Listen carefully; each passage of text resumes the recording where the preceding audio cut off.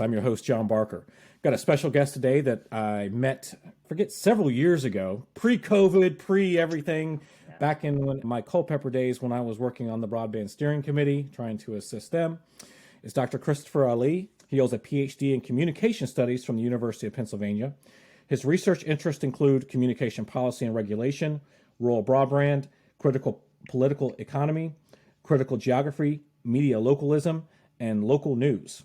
Christopher's work has been published in the New York Times, The Hill, and Realtor Magazine, and is a frequent commentator on the subjects of broadband, media policy, and local news, with interviews in the Washington Post, Los Angeles Times, NPR, CNET, CBC, Bloomberg, and a whole bunch of other major national and international news outlets.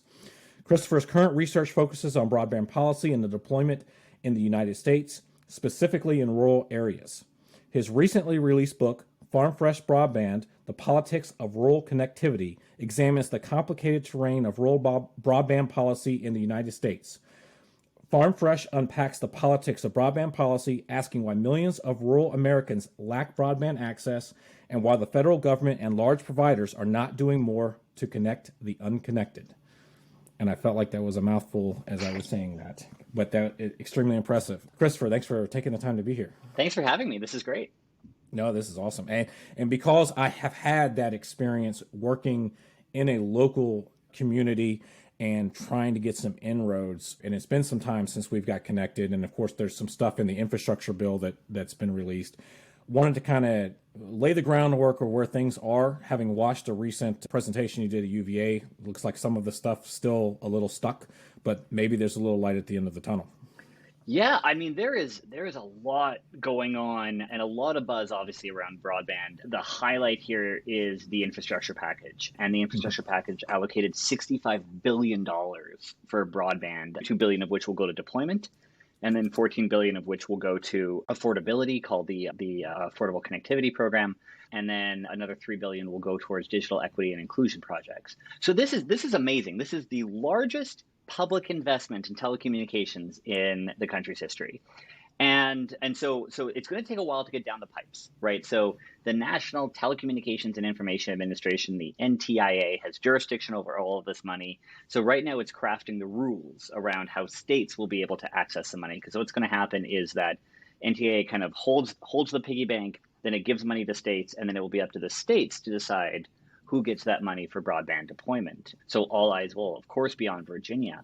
And one of the really interesting things, I should say, Virginia eyes will be on Virginia. And one of the really interesting things that the infrastructure bill requires is it requires every state to work with localities and regional entities to create a statewide broadband plan. And this is going to be really important. I mean, here in Virginia, we've had one. It's the Commonwealth Connect program. But a lot of states don't have them, and it's going to force even us to revamp and reimagine our broadband priorities for the next 5 years. So I think this is going to be really important, and every state's going to craft these plans differently. So, for those who are interested in the role of counties, for instance, in broadband, which is something that I'm really interested in, I think we're going to see counties play a tremendous role in the allocation of this money and even getting some of this money to do some really great broadband projects. So really exciting stuff to be following right now in the broadband policy world. No, that's good to hear. And I wanted to figure out a flow through the conversation so it kind of makes sense. But I'll integrate my experience having worked with representatives of the county, some contractors that have come in back in years past, as well as making sure everybody comes into this conversation going, hey, I live in this rural community. We don't have internet, kind of why not? And I think probably the best starting point is, let's set up kind of what you did with the study for the book and on your road trip, trying to get your hands wrapped around that and kind of really defining what when people say broadband, what do they mean? Yeah. I mean, okay, so let's start with the second question first, just to lay the land a little bit. What is broadband? Okay, in lay speak and everyday, broadband is simply high-speed internet access, right? Internet access that will allow you to do, for instance, what we're doing here, a two-way video conversation. That's broadband. If we start to get technical, the Federal Communications Commission defines broadband as an always-on internet connection of 25 megabits per second download, 3 megabits per second upload. Outdated. Sorry. Totally. And it's often depicted for those of you watching it as 25/3. You'll see this number a lot. And it is absolutely an outdated speed. So at 25/3, if this is a service you're legitimately getting, not what you're paying for, but if you're actually getting 25/3, someone living on their own probably won't have a problem streaming Netflix or playing some games or, doing this two-way video conversation. The problem becomes what happens when you don't live alone.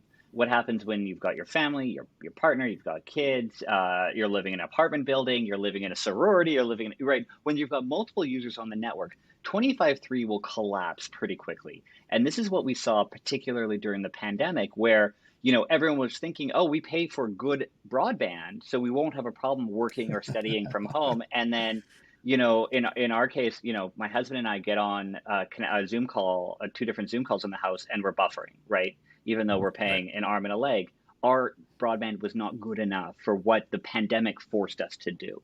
So that's broadband, right? In the way in which we're having this debate around speed. And I, for one, I'm a big fan of what's called symmetric speeds, so that upload and download should match, because as it was described to me, and I love this idea that download speeds is about consumption, right? It's about binging Netflix. It's about pulling content to you.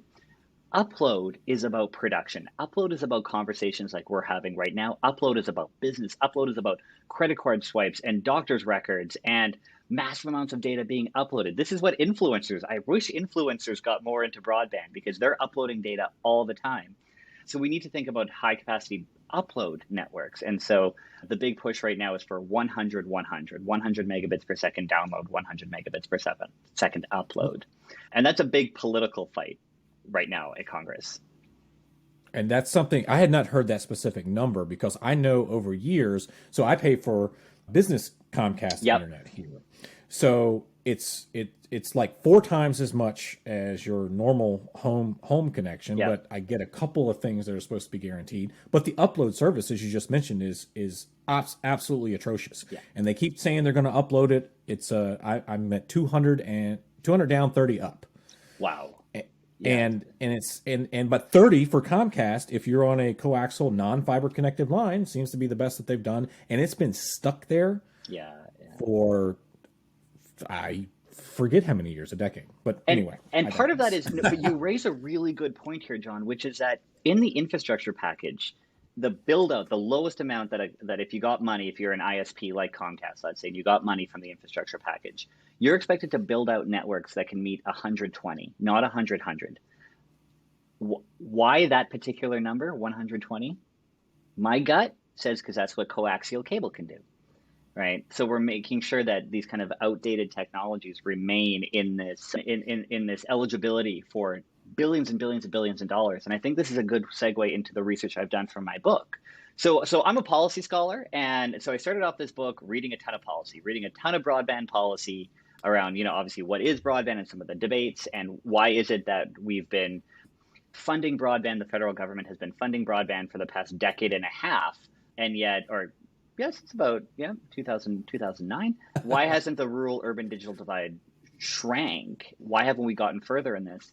And what I found in this kind of this policy analysis is that it's because we've favored the largest providers, always favoring the largest providers who are deploying rather outdated technologies, right? Who are the ones pushing for that 25/3 definition, because it means that digital subscriber line still counts. It means that satellite still counts. And obviously it means that cable still counts. So the lobbying efforts there were huge. But one thing I found in the book about halfway through my research is that maybe my readers will not find broadband policy as absolutely captivating as I do. And maybe, maybe I need to spice it up a little bit. Basically, maybe I need to humanize it. And this is something I realized that wasn't also happening on Capitol Hill. No one was talking about people, right? We were talking about dollars, and we were talking about technologies and fiber versus fixed wireless. And we were talking about numbers like 25/3 or 100. But no one was talking to people. And so in the summer of 2018, my hound dog Tuna and I drove 3,600 miles across the Midwest, talking to folks about broadband and getting stories. And what it allowed me to do was all of this technical and technological jargon that has kind of filled broadband policy, right? Because broadband policy isn't written for you and I. It's not written for boards of supervisors. It's written for lawyers at AT and or Verizon or whoever. So it allowed me to humanize and tell the stories of how these policy decisions are actually lived on the ground throughout the Midwest. And had so there's a whole chapter in my book. Chapter 4 is all around this one community, Rock County in Minnesota, and how they deployed a lot of local solutions to broadband. And a spoiler alert for the book, I'm a big fan of local broadband providers, cooperative providers, local investor-owned providers, utility providers, because these are the companies, these are the entities that are trusted, they're accountable, and they're the ones who are actually deploying those high-speed and affordable broadband networks in rural communities. With that, and now you're starting to get into, and I appreciate the backstory because that helps set you up as obviously the expert in the field, and then me coming into it from a very narrow scope when I worked within Culpeper County. How much of it, when you start talking about the local municipalities getting in there, was it the lobbying trying to shut that stuff down? Because I used to read news stories, and again, I'm probably gonna get some facts wrong, but I think the sentiment will be correct just because it has been a little bit of time. That North Carolina would come in there, they would build up these public infrastructures for broadband, high speeds, affordable for people, and I do want you to touch on that being also an issue with the affordability of what you saw, not just lack of infrastructure. But I want to say in Virginia, it was like they got it somehow in through Virginia. Like, no, if you start talking about that, you're shut down. Yeah. Is that a little bit of what you saw as well? Yeah. So right now, 18 states either prohibit or inhibit municipalities from funding, owning, and operating broadband networks. And why is this important? It's important because for a lot of these communities, the private market has failed in broadband. If there was an active private market, we wouldn't need to think about public investment. First of all, we wouldn't need to think about a public network. But either the incumbent is not doing their job, or there's just no incumbent because maybe the community is too small, maybe it's too low income, maybe it's too spread out, and it's too expensive, right? So these private companies are not seeing the return on investment. And so about 20 years ago, you started to see these towns, municipalities, and counties say, hey, you know what? Comcast isn't coming to us anytime soon. We're going to figure out a way to fund a network by ourselves. And immediately from there on in, you saw massive lobbying by telecommunications companies, by cable companies, to state legislatures saying, this is a bad idea. This is a quote unquote distortion of the free market, that municipalities don't know what they're doing or counties don't know what they're doing. It's going to waste money. It's going to put taxpayers on the hook.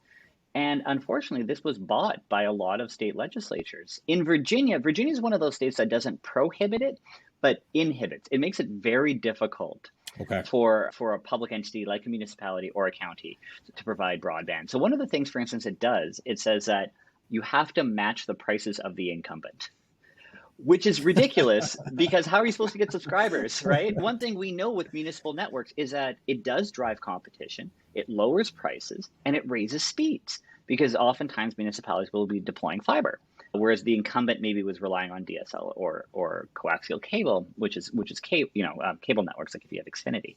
But no one wants competition. No one, the incumbents don't want competition.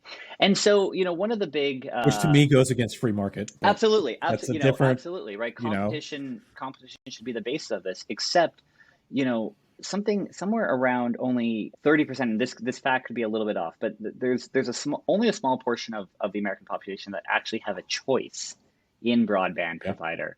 In rural America, it's about 19%. Only 19% of rural Americans have a choice in broadband providers. Legitimate choice, right? So yeah, we might have a couple of companies at the national level doing this stuff, but at the local level, there's usually only one or two. And dollars to donuts, if it's a local company, they're doing better than if it's a national company. Oh, no question. And I think what's interesting that a lot of people don't realize is of how they go about some of those measurements to see if an area is served or not based on census blocks. And I've seen the map. I saw the map, and on top of it being used by census blocks where, and you can correct me if I get this off, but I want to say it's if Comcast is in a census block and they have like one house out of the 200 that are there, hey, we're covered. Yep. We're good. Check mark. Yep. Check mark on us. But they were also on the map that I saw. It was literally a Gestapo style setup where if Comcast was the one on that map serving it, Verizon could not and would not go in there to go get the other ones served, even if they wanted to.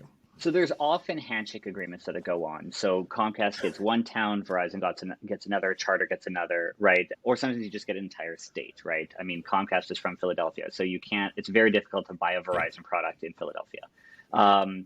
You would think that this would violate antitrust regulations, but somehow it hasn't. And it's about a larger conversation about how we define antitrust in this country. But yeah, you're absolutely right. That's because it was a handshake agreement and not written down. Right. And so you're right. If there is an incumbent, another big carrier probably will not move in to try and drive up competition. The other thing you mentioned about mapping. So yeah, it is ridiculous. One building in a census block is served. The entire census block, 100% of that census block is considered served. Two other problems with this. One, that building doesn't have to be served. It just has the potential of being served within 10 business days. So it would mean that maybe you're not even, maybe a Comcast or CenturyLink isn't even in the census block. But so long as they can claim that a building can be served within 10 business days, they can say that that census block is 100% served. The other thing that when we talk about service, we're not talking about actual speed. We're talking about advertised speed. And that's a big difference. And I bet you dollars to donuts that a lot of people on this call are not happy because they're not getting the speeds they're paying for. Because ISPs, internet service providers, do not have to publicize the actual speed you will get, only the hypothetical maximum of the network. So yeah, if it's 2:00 in the morning and you're on a digital subscriber line and you're two houses away from the DSLAM, which is the neighborhood node, then yeah, you might be able to get what you're paying for. But if it's the middle of the day and a lot of people are using the network, you're going to be SOL, so to speak.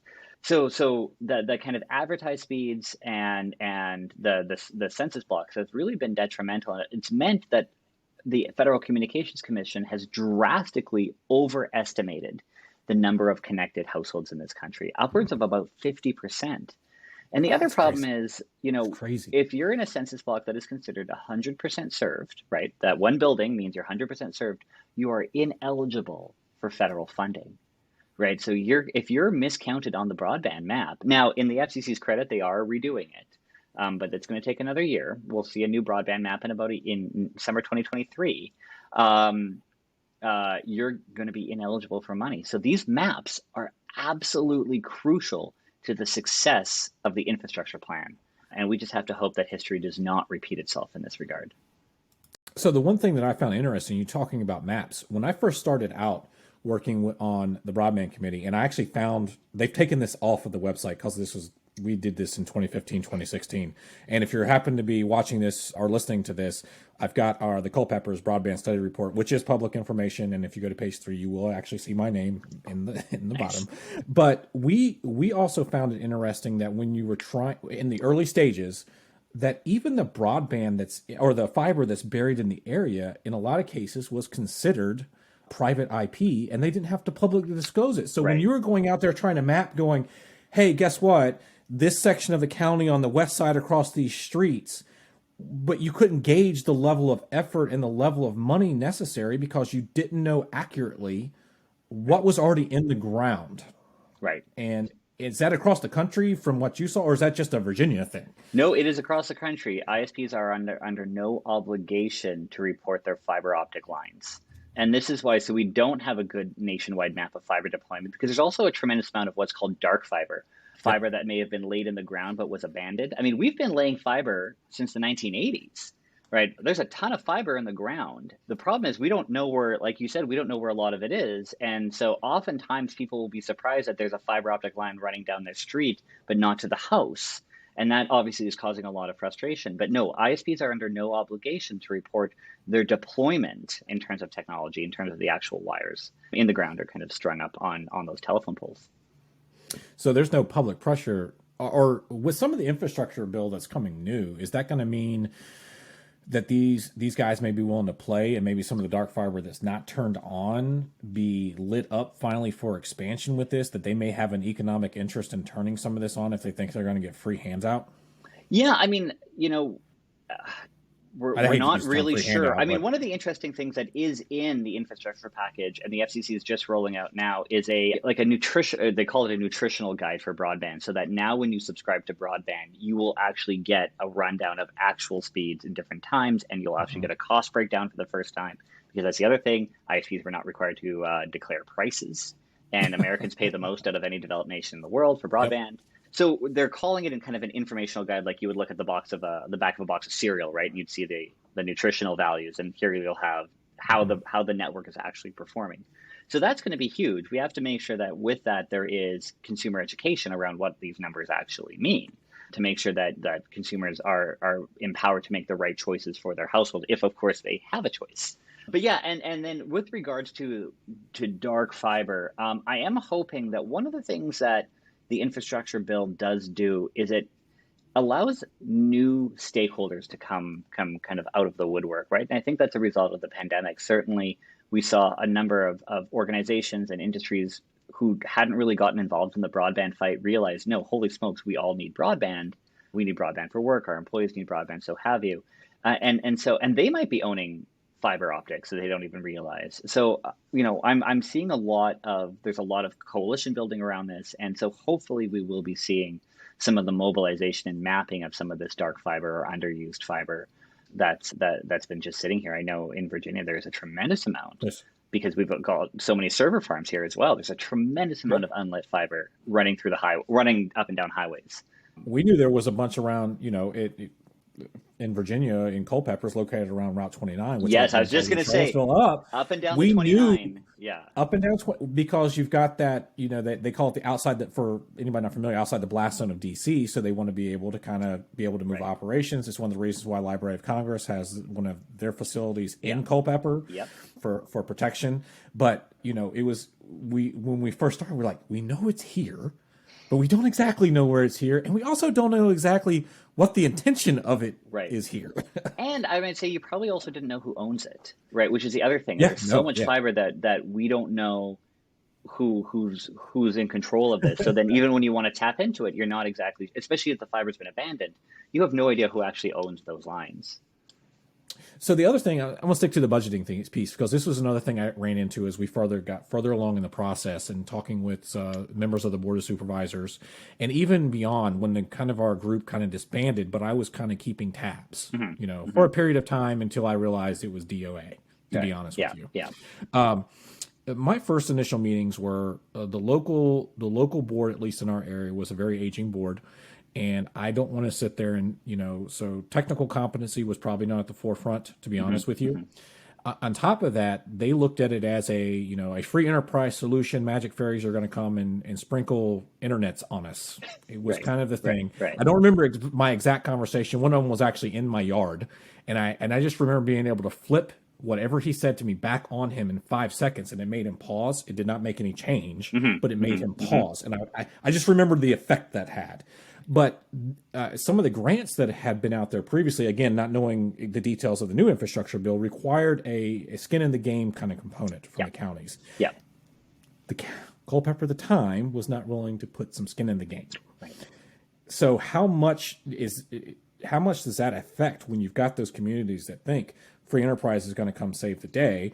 They can't do a public option because they can't drum up the support, and yet you're still stuck in this lack of broadband because of lack of infrastructure. I mean, that's a great question. And what I see, as I like how you said, like sprinkle the internets around it. And what my concern, kind of piggybacking off of that, is when I talk to counties and they say, well, 5G is just around the corner, or we hear Starlink is going to come. Yeah. And so we're going to pause, or we don't need to think about this, or we're going to pause our broadband deployment plans. And this is kind of things that keep me up at night, because this is the hype, right? I mean, the new and the next and the largest and the loudest. But to be 5G, at least the 5G that would replace a home internet connection, is not going to come to rural America anytime soon, if at all, just because of the infrastructure required to deploy that type of network. Starlink is also picking and choosing really house by house who they're going to serve. So, in 2018, Elon Musk says, I'm going to connect this world. Then a few years later, he's saying, I'm going to connect rural America. And now he's saying, I'm going to connect just a couple of houses here, here, and here. And the buy-in, of course, is also very, very expensive for Starlink. and the network connection is uncertain. It's certainly been dialed down. Originally, it was promised it would compete with fiber optics and 5G, Yeah, and now it's looking more like it will compete with cable. So it's not bad if you've been living off satellite internet, and it keeps getting pushed off. before, I got but two it's getting, clients now that need it yeah, yeah, horribly, but it just keeps it gets. So there are options next on the quarter, next ground, quarter. right? There are options on the ground right now, and this is, I think, where we need to be, encouraging our boards of supervisors to look at. And then you bring up the point that yes, a lot of these programs, especially from USDA, require collateral or a matching component, sometimes 25%. But this is where we're actually seeing some really great use of CARES Act money. Every state's Okay. got buckets of money from CARES Act, and then counties got a lot of money. And so for a lot of these grants, Nelson County, for instance, was able to use the CARES Act money it got as that down payment to receive other loans and grants. So that's why we saw here in Central Virginia, we're seeing the massive deployment of Firefly broadband with the Central Virginia Electric Mhm. Cooperative. It's because Nelson County was really able to parlay its COVID money into kind of championing this one provider, which I think is really great. And there's a lot of counties who have used CARES Act money in this way to use it as the matching component. So it's awful that it took a pandemic with colossal loss of life for Right. us to realize that this is not a luxury, and that it's not just about getting some broadband or some internet out to people, but it's about those high speed affordable networks. And hopefully that energy and that commitment to connectivity will extend to this next round of federal funding. No, and it's crazy you mentioned that because after having went through this pretty close with some people, in Culpeper, my wife is the assistant principal in Stafford, and when the pandemic started, I remember her. They sent everybody home, and then her first thing was, "I don't know how we're going to function," Yeah. and then I heard through the grapevine about the technology director of the county kind of going, I've got to figure out how to solve the broadband internet issue for everyone. And it's like, I did not know him. I still don't know Yeah. him. Yeah. I hope to meet him soon. And I shot him a note back then. I said, Man, I lived with this. Do not try to do this on your own. Yeah. You're going to Yeah. break yourself in half, and you need to go get every political person involved to try to figure out some resources. So then you get the mobile hotspot thing that's going around there. But to me, that's a stopgap solution It where they is. had to Yeah. spend on a Yeah. dime versus a long term thing. And I just don't see anything else having changed, at least Right. dramatically. Aside from a national shortage of hotspots now. Yeah, right. Right. So you're absolutely right. I mean, these are definitely stopgaps so that particularly school children could get something, right? Now the question is what types of technologies are we going to be looking to deploy? When the president first announced the infrastructure package, he used this term future proof. And he said we wanted future proof networks. And typically the word future proof is a metaphor for fiber, Sure. right? Yep. And I have to admit that, when I wrote my book, I was like, everybody needs fiber, fiber, fiber, fiber, fiber. I've softened a little bit on that. And I'm not endorsing DSL or coaxial cable, but I am seeing, particularly for agricultural communities, the value of fixed wireless. So long as, and what fixed wireless is, sorry, I should back up, is that when you receive your home internet wirelessly from a tower that might service your neighborhood or even your entire town, so long as that tower is connected to a fiber optic network on the back end, right? Consumers are going to get some pretty good speeds. It's going to be Yep. comparable to cable, which could be a game changer for a lot of these agricultural communities, which are incredibly spread out, where fiber to the home is going to get incredibly expensive. And so what I'm seeing a lot of communities do is let's say they'll do fiber to the curb, maybe fiber to the business, and then set up a ring of fixed wireless for residential. And that's a good stopgap as you look to deploy further fiber into the community. And so I guess I'm softening in my old age about the fact that we also need to make sure that communities are making the best choices for themselves, because fiber is expensive, between $27,000 and $100,000 a mile. So, if you're a super spread out county, that it's going to run you tens of millions of dollars. Whereas a fixed wireless network, so long as you have a good line of sight and there are no pine trees in Yep. the way, it will be a good stopgap. And I'm hoping that, and I think this, I'll back up and say this is part of the job that folks like you and I can play, which is to make sure that communities have the right information to make the right choices for them, rather than AT&T or Verizon or Comcast driving up with a briefing book to a board of supervisors saying, "Here, we'll do it for you," because that's the stuff that keeps me up at night.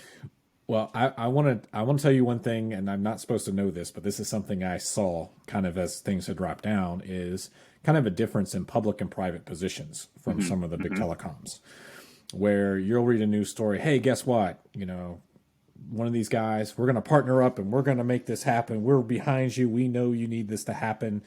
And then the next day you get a cease and desist letter from pretty much the same people. Is that pretty prevalent for them? I don't understand. I mean, particularly if you're getting grant money or federal funding, so it's not completely on the telecom itself to go, all right, you're going to scale of economies. You're going to make some money off this long one. You're not footing the bill. Why do that? And then I don't think people realize that either. And I didn't until I Well, saw it firsthand. I think that what we see a lot of times is, there'll be some grant money and a large incumbent will come in. They'll end up connecting just the highly populated area, probably usually the county seat, and then nothing else, right? And because, again, there's not that return on investment, they didn't apply for money there. And this is the stuff that's really worrisome. Or on the flip side, and I've seen this happen with multiple counties in Virginia, that they've got grant money, they can't find a private partner. Yes, because no one wants to come into these counties at all. They might come around and kick the tires. And this is why we need to, in those situations, why not encourage a public option, right? If there's literally the absence of a private market because no one wants to come in and connect that rural of an area. Do you see this at any point, and this is something I've kicked around for years, at some point getting classified as a legit utility like water and electric? I think yes and no. And I think one of the things that poisoned the water around the world utility was it often gets attached to the other political issue in broadband, which is net neutrality. And, you want to make the internet a utility. And first of all, I'm a big proponent of network neutrality. But I've noticed that in the net neutrality debates, the word utility has dropped off because we weren't getting any traction with calling this a utility. Ohio had a really interesting case recently where they tried to classify Google as a utility. Didn't go anywhere, but they made a really interesting argument in their legal memorandum. So it's going to be up to states, right, to determine if broadband, oftentimes it's regulated by the Utility Commission, or at least that's maybe where the broadband office is housed. But whether or not a state will go so far as to say, we are going to call this a utility and therefore do things like rate regulation, you're going to get into a battle with the Federal Communications Commission. And this actually does have something to do with network neutrality because it's under the 1996 Telecommunications Act. And are you Title I or Title II? Are you an information service where you have no regulation, or are you a telecommunication service where there's more regulation? So if it's going to happen, we need to see an effort between states and the FCC to make it happen. And I'm not sure. I think it works very well in politics, but I'm not sure if there's a lot of political appetite among states to really make the push for it being a utility. I'm all for it. I would love to see rate regulation because we pay too much as it is. But I just don't think that there's a political appetite either among states or at the FCC to fight that fight, which is unfortunate. Yeah, because my concern, and it's probably one that you share too, is if we don't solve the broadband issue, besides having a generation of people that won't be in touch with truly what's going on, you're going to lose their creativity, their educational aspects. You're also going to start getting, pushed away from the rural environments where, in my mind, you're going to have a little bit of a population migration into the places that have internet. I mean, when we were starting this out, I mean, your husband's a realtor. Years ago, the first question asked was not how good are the schools, not what is the crime rate. Hey, does this house got high speed? Is Comcast here? Yeah. Is Verizon here? Yeah. Number one question and probably number two question. Yeah. And if we don't fix this, we're going to see this slow migration to more population centers. Well, and I think we saw the inverse of this during the pandemic, where we saw out-migration in urban areas, but people were not asking that question because there was this presumption of connectivity. Yep. So Ben, my husband, certainly saw and he obviously knows the broadband conversation in and out.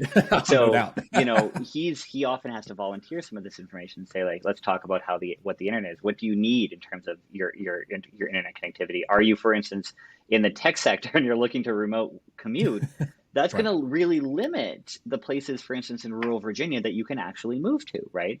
Again, you're probably going to end up in Nelson County because Firefly is almost everywhere in Nelson. But it's, but how do we make sure every county is like that? How do we make sure that you can move anywhere in Virginia and still do your job? That I think is so crucial. So we like to say Yep. that, in real estate, it used to be location, location, location. Now it's location, location, broadband. But yeah, I do agree. If we don't get this right, if we waste this $65 billion, folks are going to go to where we've learned how to work from home. We've learned how to work from coffee shops. We've learned how to not be in an office. And so there's a moment right now for rural communities to attract investment, to attract business, to attract I agree. education, to attract young people, or to keep young people there. But internet connectivity is a crucial factor in making. I'm not saying it's the decisive factor. I'm also not saying, just because there's a wire on the ground, it means it's going to be so much better. But it's a crucial factor in rural economic development, and we need to make sure that counties and communities really understand that point. How, with reading tea leaves, do you think we're going to get it right or fall into the traps of old behavior where we're going to just start giving these places money that they're going to misappropriate, misuse, and then nobody's actually going to actually hold them accountable for doing what they Right. say? So I think there is hope in that Congress gave the money to the NTIA and not the FCC. The FCC has proven to have not done its due diligence with a lot of grant money, and we saw this particular with the Rural Digital Opportunity Fund that is going through some kind of colossal hiccups right now when like parking lots got funded and traffic circles got funded, because because of a lack of due diligence. So I think there's potential for NTIA to right these wrongs. Now the question we need to make sure is NTIA staffed enough? It's a small office and it's on the executive side, so it's in the presidential side. Is it staffed well enough to be able to write these rules, to work with states? And that's the other thing we need to make sure. Every state needs to have a well-staffed broadband office, because if states don't have the capacity to access the NTIA money, the 65 billion, then other entities can start bypassing the state and just apply on the state's behalf. And that's going to be really problematic. So we need to make sure that states are well equipped, that these offices are well equipped and well staffed to be able to handle, what's at a minimum going to be $100 million per state, but it's probably going to go a whole lot more. I mean, when you're doling out 42 billion, it's, what is that? It's less than $1 billion a state, but not that far off, right? I mean, Virginia, for instance, is poised to get a lot of money. We need to make sure that we are well positioned to access it, or history will repeat itself and the incumbents will just come in and say, trust us, we'll do it, and they'll get the money.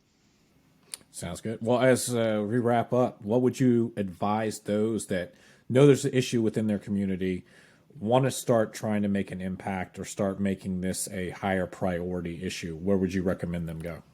Boards of supervisors. I think boards of supervisors have a tremendous amount of untapped power in this regard. So if your county doesn't have a broadband plan, if your town doesn't have a broadband plan, you should be talking at the local level, because this is going to be crucial then to access state money and federal money. You need to start with that broadband plan. You need to get your boards of supervisors on board. And it often starts with just like you need one digital champion who's going to try and champion this through. But as you said, you need to get the other elected officials on board. And to me, that's board of supervisors. At least, and in Virginia, obviously, since cities are different, like you'll need to get, if you're in a city or municipality, you'll need to get your local officials there. But I think that is going to be absolutely crucial to develop a concrete broadband plan, so that when the Commonwealth of Virginia is saying, hey, we've got whatever, $1 billion in broadband funding, the communities and counties will be equipped and ready to apply for that money. Right. So that's what I say. Go local. Go local. No, absolutely. And I would throw in, if you're an elected official happen to be listening to this, that find some other technical resources within your community that are already other business owners to get involved. I saw that lacking. I was the only one on the entire rural broadband committee for Culpeper that had any technology experience. Right. And I appreciated, don't get me wrong, I really appreciated having the other people going, hey, this is a problem. I kid you not, every single other one was a real estate agent in the case that I was in, because it's directly impacted what they did day in and day. we've got to build our stakeholder coalitions, right? Every Yeah, business is a stakeholder, right? So if you're doing credit card transactions, you have a stake in broadband deployment in your community. So let's mobilize all of these actors to make sure that everybody is connected. absolutely. Well, if anybody wants to reach out to you, connect. I'm going to have all the links to your Great. previous presentations. If you want all of the facts and figures, the links to the book in the show note. But if anybody wants to reach out to you directly, what's the best place? You can also find me on Twitter at Ali_Christopher. Awesome. And yes, and this is you can see pictures of his dogs and everything else. Yep. That Yep. is, Not just broadband and everything. not just broadband. So no, I appreciate the time. This is great catching up. Thanks for having me. This has been great. Yeah, no, appreciate it.